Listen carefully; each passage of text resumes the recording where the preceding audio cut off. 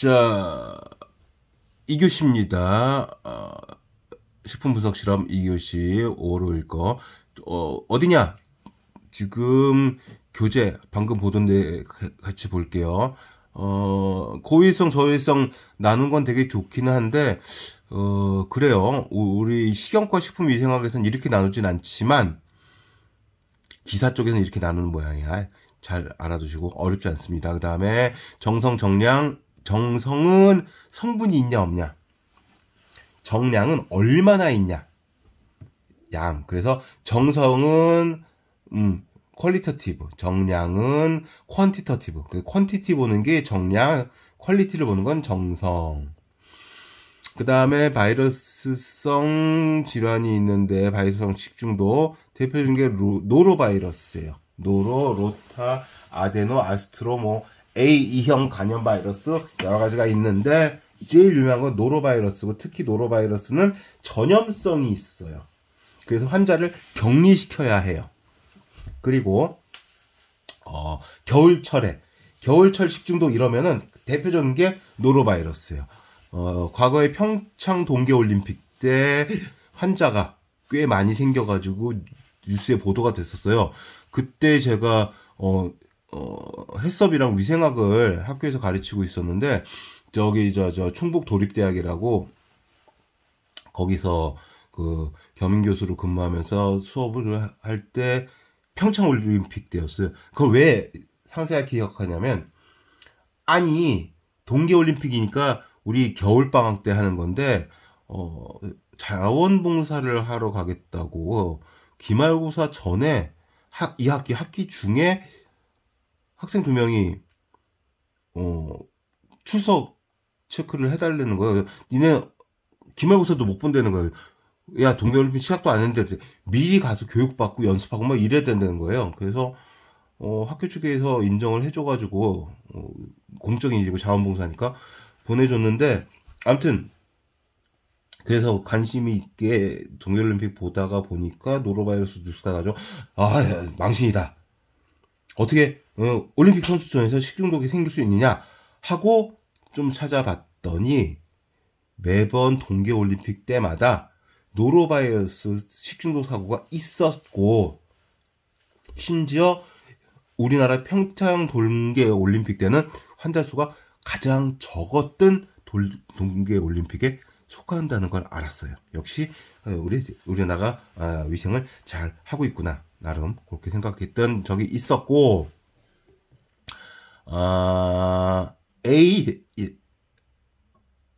A형 간염, E형 간염, 특히 E형 간염 바이러스는 발견돼서 문제가 된 게 얼마 안 됐어요.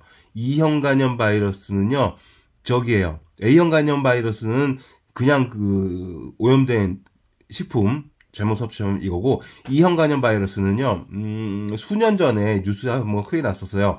가공육인데 왜 익히지 않은 가공육이 있어. 그 뭐지, 햄이나 소세지 이런 것들은 육류를 갈아가지고 조미하고 해가지고서는 익혀가지고 케이싱하고 깡통에 넣고 막 살균 멸균 하는 건데,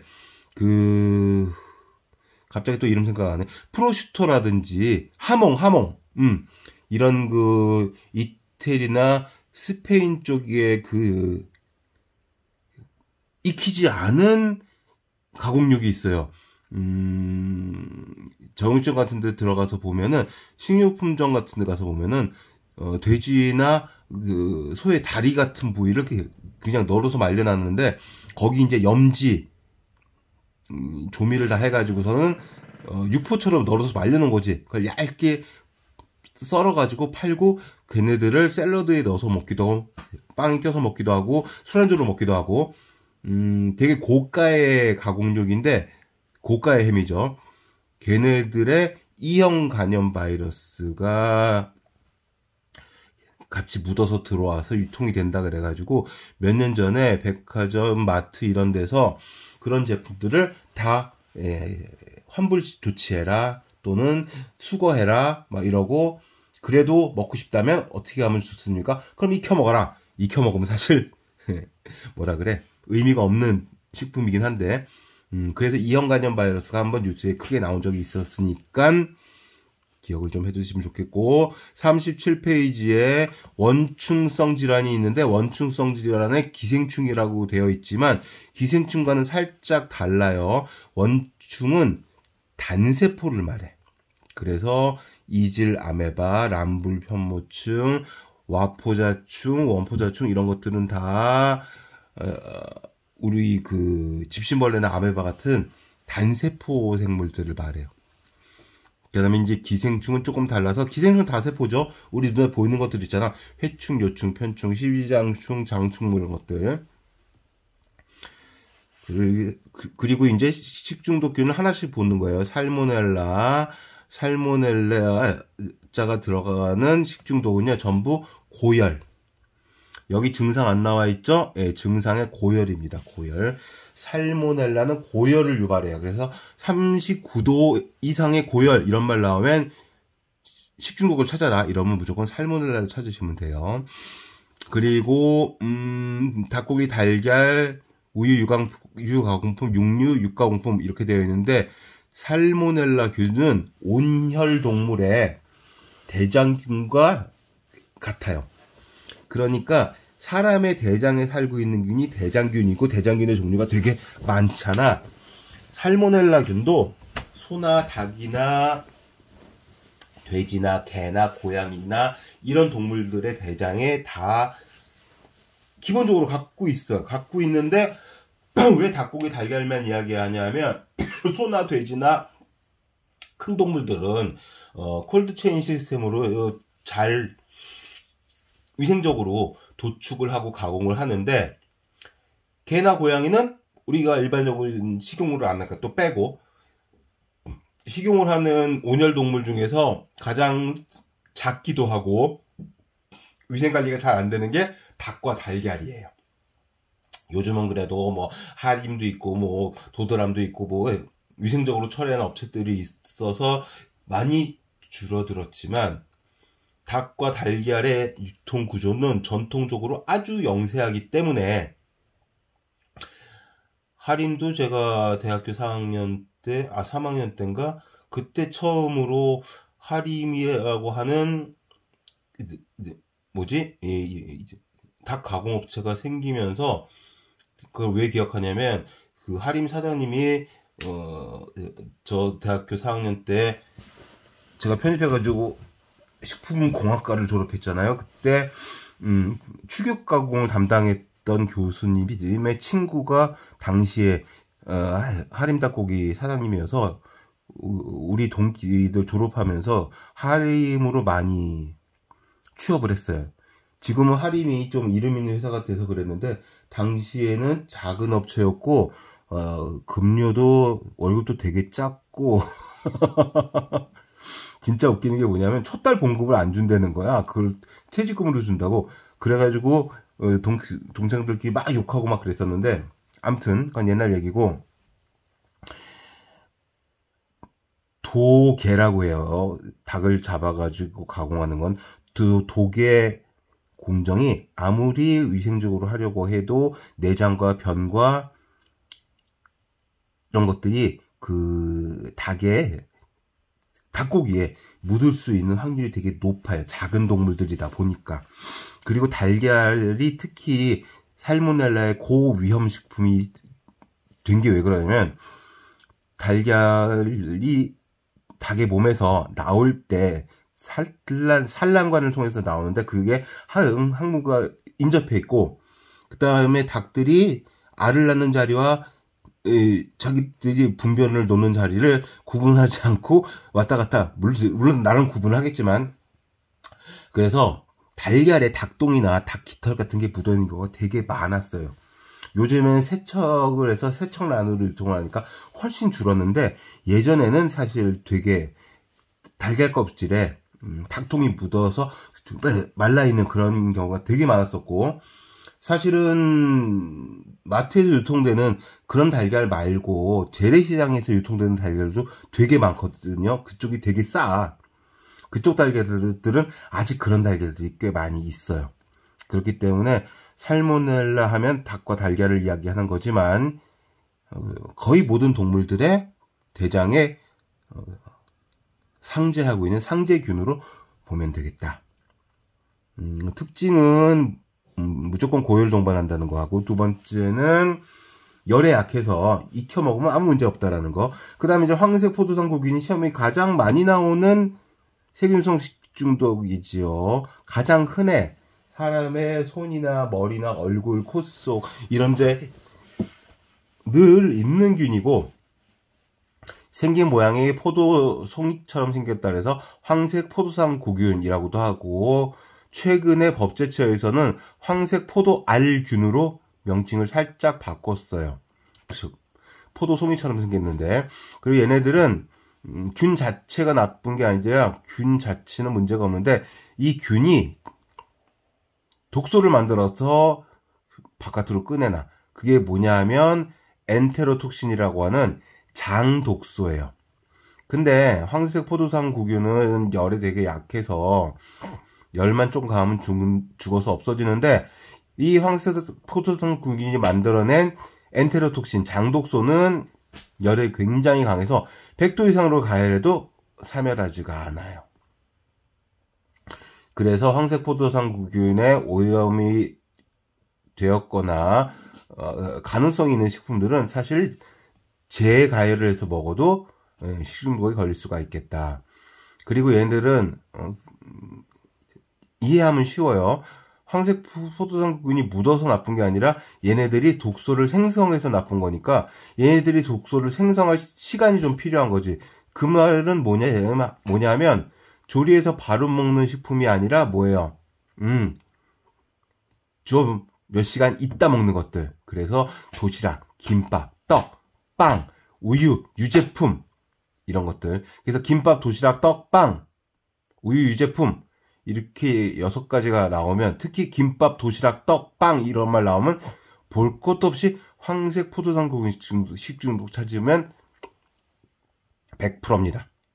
그리고 고위험군은 화농성 질환을 갖고 있는 사람. 화농성 질환의 농은 뭐냐면, 농은 고름이에요. 고름. 화농이라는 건 뭐냐면 상처가 생겨서 거기 고름이 생기는, 염증 반응이 있는, 그러니까 조리하다가 칼에 베었어, 뭐에 찔렸어, 피가 났어, 데일밴드도 감고 조리를 했어. 그러면 그 화농성 질환이에요. 또는 뾰루지가 났어, 거울을 보고 골마서 짰어, 깨끗하게 닦았지만 화농성 질환을 갖고 있는 거야. 그래서 한식조리사 필기시험 볼 때 그런 문항이 나와요. 화농성 질환이 있는 사람은 조리를 해서는 안 된다. 장염 비브리오, 비브리오 파라헤몰라이티쿠스. 자, 비브리오라는 말이 들어가면요, 전부 호염균으로 봅니다. 호염이 뭐냐? 염분을 좋아한다는 뜻이야.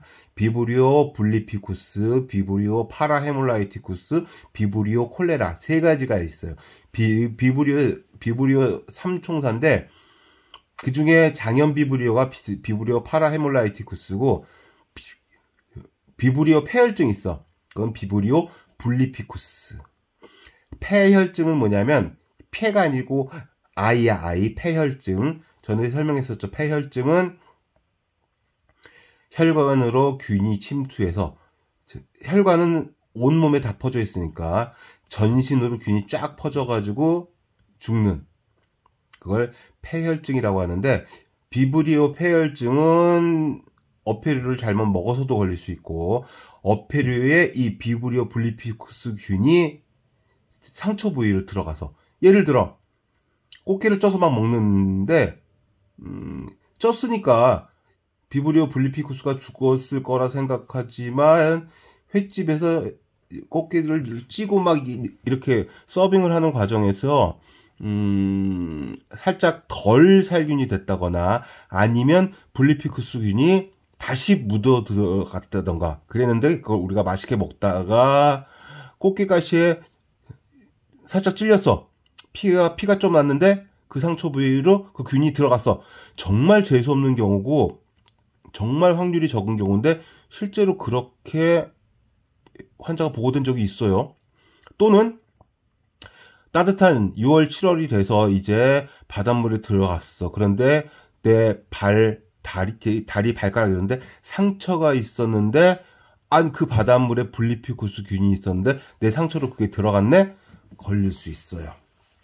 그리고 특히 이 비브리오 폐혈증이나 장염 비브리오는, 간이 나쁜 사람들 있잖아요. 간이 나쁜 사람을 이제 면역력이 약하다 이렇게 볼 수 있는데, 특히 면역력이 약한 사람들 중에서 특별히 간이 약한 사람들은 치사율이 되게 높아. 건강한 사람들은 치사율이 굉장히 낮아요. 그런데 그렇지 않은 사람들은 굉장히 높은. 보통 여기 지금 동그라미 2번 보면 2에서 4% 소금물에 잘 생육, 보통 3%가 평균 바닷물의 농도로 보거든요. 염분의 농도. 그래서 비브리오자가 붙은 애들은 3%의 바닷물에서 소금물에서 잘 살 수 있는 것으로 되어 있고요. 얘네들은 호염성균이니까 무조건 다 그걸로 생각하시면 돼요. 어패류, 생식, 덜 익혀서 먹는 거. 열에는 다 약해요. 세균성 식중독은. 그리고 얘네들은 호염성균이기 때문에 실제로 수돗물은 염분이 없잖아. 수돗물로 잘 헹구고 잘 세척해서 먹어도 어느 정도 예방할 수 있는 것으로 되어 있어요. 그러나 누가 생선회를 수돗물로 씻어 먹나? 헹궈 먹나? 그렇진 않으니까 또 그렇다. 그 다음에 비브리오 마지막 비브리오 콜레라 알죠? 비브리오 콜레라. 비브리오 콜레라가 수인성 감염병이고 경구 감염병인데 이놈의 콜레라인데 이 콜레라가 후진국형 콜레라가 있고 선진국형 콜레라가 있는데 후진국형 콜레라는 대표적으로 분변 관리를 잘못해서 걸리는 거예요. 예전 우리 70년대에는 서울시내 이렇게 아파트가 많지 않고 서울시내 주택가가 많고 막 이랬던 서울시내 조금만 변두리로 가면 있잖아요. 텃밭 있고 막 그랬다. 서울시내에도. 그러면 거기에 이제 무, 배추 뭐 이런 거 심어가지고 막 키우고 그러는데 그런 밭에다가 비료를 뭘로 주냐면 푸세식 화장실, 재래식 화장실에서 분변을 퍼다가 그걸 밭에다가 막 줬어. 그때 기생충 질환이 전 국민 중에 한 76%?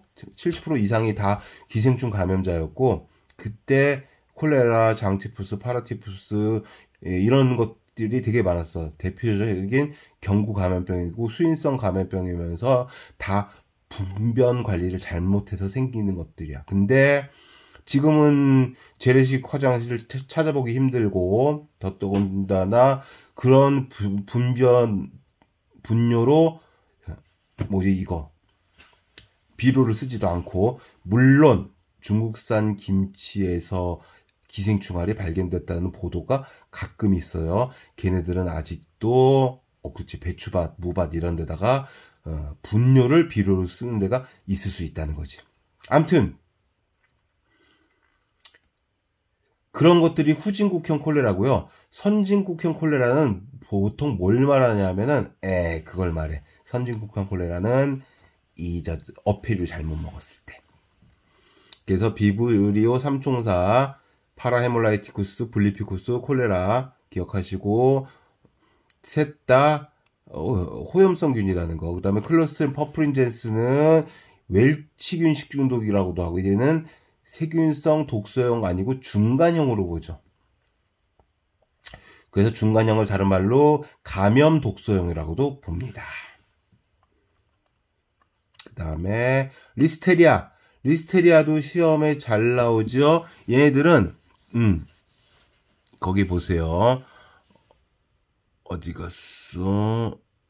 거기 원인식품 아이스크림, 냉동만두, 냉동피자, 소시지 등의 전원식품 뭐야? 리스테리아는 대표적으로 냉장고를 믿지 마세요 하는 식중독이에요. 그리고 여기 동그라미 5번에 교차오염이라고 나와 있는데 이 교차오염은 거의 모든 식중독이 다 같아요. 특히 살모넬라가 단체급식소에서는 나도 병원에서 단체급식을 했었지만 환자식, 일반식 다 했는데, 직원식 다 했는데, 큰 급식소는 냉장고가 아니라 냉장 창고가 있잖아요. 문 열고 들어가는데, 사람이 들어가는. 그런데 보통 계란이 이제 발주돼서 들어오면은, 보통 10판, 20판, 뭐 30판, 40판, 이렇게 많이 들어와요. 계란찜이라도 나갈라 치면은, 수백 개 있어야 되니까. 근데 그거를 그냥 냉장 창고에 넣어 놓으면 그 안에 무생채 썰어놓은 거, 감자채 썰어놓은 거, 이런 것들과 같이 들어갈 수 있고, 그 다음에 단체 급식소의 특성상 가정용 냉장고 같으면 다 뚜껑 같은 걸 덮어가지고 넣어놓을 테지만, 단체 급식소는 큰 다라이 같은 데다가 그런 거 넣어놓으니까 그 안에서 얼마든지 교차 오염이 될 수 있단 말이지. 실제로 제가 병원에 근무할 적에 관할구청 위생과에서, 식약처에서 왔다 그때. 식약처에서 전국을 돌면서 단체급식소를 단속한 적이 있어요. 왜 그랬냐 보니까 냉장고에 넣어놓은 계란 판, 수십 판, 거기서 이 살모넬라균이 날라서 다른 식품에 교차 오염이 돼가지고 살모넬라 식중독이 퍼진 적이 있어가지고, 식약처에서 전국에, 특히 이제 병원 쪽이 위생관리가 철저해야 되니까 병원 쪽을 잡아가지고 전수조사를 한 적이 있었어요. 리스테리아는 냉장고를 믿지 마세요 균. 그 다음에 장출혈성 대장균 감염증이라고 합니다. 이거 되게 중요하고, 엔테로 헤모레직 이콜라이라고 하는데, 이콜라이 5157 땡땡 H7, 이게 풀네임이고, 얘네들이 가장 대표적이고 가장 맹독성 장출혈성 대장균 감염증의 대표적인 균이에요. 얘네들은 용혈성 유독 증후군을 일으킬 수 있는데, 이 용혈성 유독 증후군은 처음에는 설사를 일으키다가 장에 출혈을 일으키니까 피가 섞인 점액성 설사가 나오다가, 그러다가 신장을 망가뜨려요.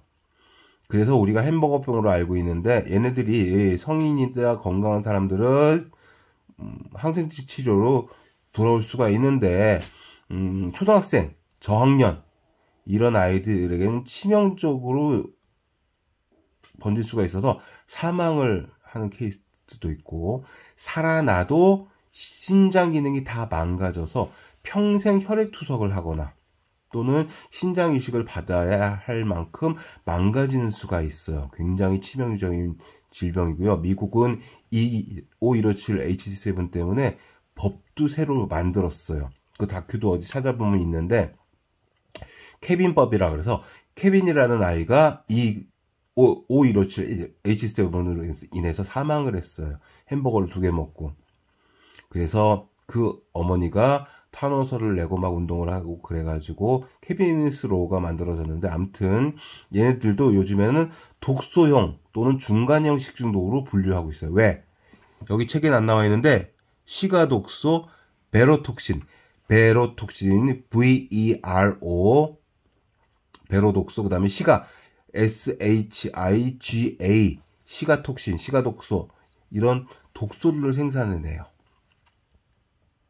그래서 꼭 기억을 해두시고요. 거기 있네. 거기 체크포인트의 4번째 줄에 시가독소, 베로독소 나와 있죠. 베로톡신, 시가톡신 기억을 해두시면은 좋겠습니다.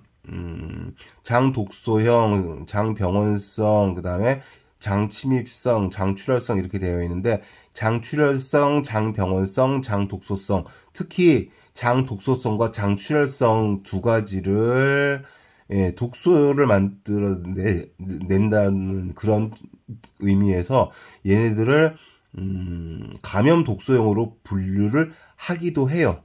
그게 최근에 국가고시 같은 데서 출제가 되고 있으니까, 여러분들은 지금 기사시험을 대비한 문제집을 보고 있지만, 사실은 외부시험 얼마든지 볼 수 있고 공통적으로 중요한 부분이니까 알아두시면 되게 좋겠죠. 그 다음에 여신야 있습니다. 여신야 역시 특성에 보세요. 저온 및 진공 포장에서도 증시. 얘도 역시 여신야도 냉장고 믿지 마세요. 그 다음에 세레우스 세레우스 두 가지가 있어요. 설사형, 구토형. 그 다음에 바실루스 체크포인트 봐주시고요. 캠필로박터 제주니, 캠필로박터 콜라이. 캠필로박터 제주니가 제일 많은데 캠필로박터 콜라이도 나온 적이 있어요. 닭고기, 우유, 햄버거, 치즈, 페류, 난류, 돼지고기 다 육식성 식품입니다. 클로스트리는 보툴리눔까지 하고 수업 마칠게요. 얘네들은 치사율이 가장 높고요. 얘네들도 독소형 식중독이에요. 독소형 식중독 딱 두 개예요. 보툴리눔하고 황색 포도당고균. 얘네들은 독소는 열에 약해요. 반대지 황색 포도당고균이랑. 근데 균이 열에 강해. 포자 형성균이야. 그래서 오토클레이브 고압 증기 멸균 정도를 해야지 죽어요. 얘네들은 신경독이에요. 그래서 우리 보톡스 있잖아. 보톡스가 보툴리눔 톡신을 줄임말이에요. 이 보툴리눔 톡신 티스푼 하나 정도, 5g 정도, 순수한 독소 5g 정도면은요, 거의 한 1000만 명 정도를 죽일 수 있대요. 그래서 질병청이나 이쪽에서는 생물 테러 감염병으로도 집어넣어요. 워낙에 맹독성 신경독이어서 신경을 마비시켜. 호흡신경까지 마비되면 숨을 못 쉬어 죽는 거야. 이 식중독이 주로 뭘 말하냐면 햄, 소세지, 통조림. 그래서 통조림, 햄, 소세지 나오면 볼 것도 없어. 클로스트리dium. 김밥, 떡, 빵 나오면 무조건 황색 포도당고균. 아셨죠? 이 클로스트리dium 보툴리눔은 치사율이 40%가 넘는데 통계를 찾아보면 1년에 죽는 이 식중독으로 죽는 사람이 1명 또는 0명 없어요. 왜 그러냐면 통조림, 병조림, 햄, 소세지는 멸균을 철저히 해서 나오니까. 여기까지 보시고 다음 시간에 다다음 주에 크로노박터 노로바이러스 봅시다. 설명할 게 은근 많네. 여기까지 할게요. 수고하셨습니다.